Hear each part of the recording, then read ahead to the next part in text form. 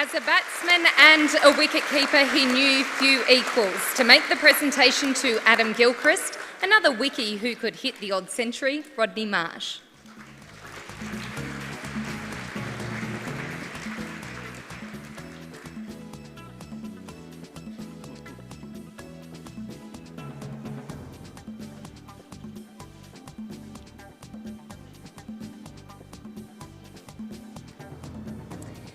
Gilly, talk us through that glorious century at the Wacker. Yeah, that was a good day out. I got out for 0 in the first innings, actually. Caught at bat pad from probably one of the most negative shots I've ever played in my life to a bowler by the name of Monty Panesar from England. What I thought was a relatively innocuous left-arm orthodox bowler, but he got me out and I walked off and I thought, if ever I face him again, if I ever get caught off his bowling, at least it's going to be caught on the boundary. And so I had a go at him that next innings, and fortunately went over the boundary a few times. But it was a good day. I sent a request to the captain, Ricky Ponting. Would you like Michael and I to sort of do a bit of pre-declaration batting to try and get England back in to try and knock them over earlier in the game? And we said, give us a thumbs up from the change rooms if it's go for it, thumbs down if it's play safe, bat the rest of the day out. We were sure we saw a thumbs up. I'm sure you did. Did it take courage to bat so aggressively? I guess it does take courage. I guess there's many times where you have days like that where it works, and there are equally as many days where you try something like that, you take the risk, and it doesn't work. I guess the sign of champions, a great characteristic, I think, of champions, and we've seen it in everyone who's been honoured here tonight and the many that are in the Hall of Fame already, is longevity. And I guess part of longevity, the more times you present yourself, particularly on a world stage, the more chance there is of failure. Equally there's chance for positive results and achieving the goal you're looking for. But the risk has always got to be there. Someone said early in my career to win without risk is to triumph without glory. So it always sort of remained with me.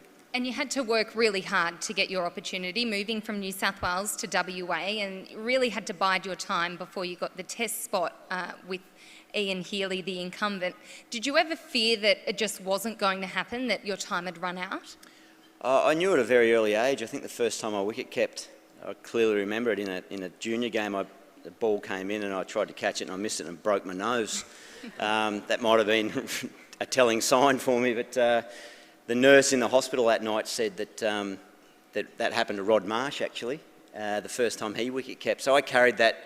That was destiny for me. That was my dream until I met Rod. He was head coach at the Cricket Academy when I was there in 1991, and I relayed that story to him and how pumped I was to meet him and forge a relationship. And he actually told me it never happened. So, a whole lot more respect for that nurse who told me that to get me through the evening of pain. But I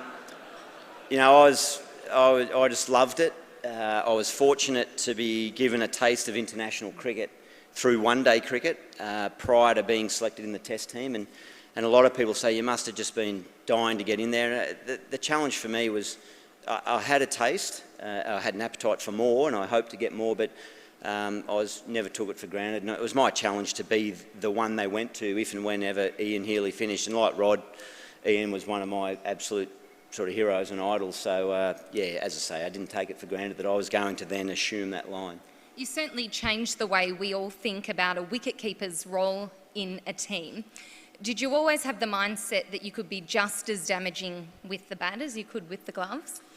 I think if I had to play just as a batsman, which I did do a few times for New South Wales prior to moving to Western Australia to pursue the wicket-keeping side of it, I played about 10 games for New South Wales. I didn't do a very good job just as a batsman. I think I put too much pressure on myself. So for me, it was the all-round component.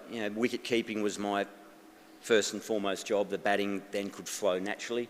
If it was just batting, I put too much pressure on myself. So, and I think one-day cricket was probably the mode of the game that changed the role of wicket-keeper, not just any one individual.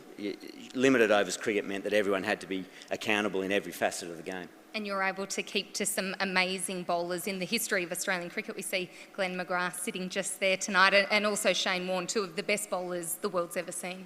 Yeah, well, I mean, to be inducted into this Hall of Fame and to know that the two you mentioned, Warnie and Glenn, two of the best ever, Steve Waugh's in there. I mean, to be in that group of players that we all played a significant amount of Test cricket together. A lot of people ask why we were such a successful group, and you can talk about our leadership, which we had great leadership, we had planning, we had preparation, all those things, but we had an extremely talented bunch of individuals that just the perfect storm came together for us all to be involved in that and to forge the friendships that we had and to continue on. It's a huge thrill and something I look back with great fondness. Well, we all loved watching you play cricket, and we've all loved seeing you get this honour tonight. Congratulations. Thank you very much. Thank you.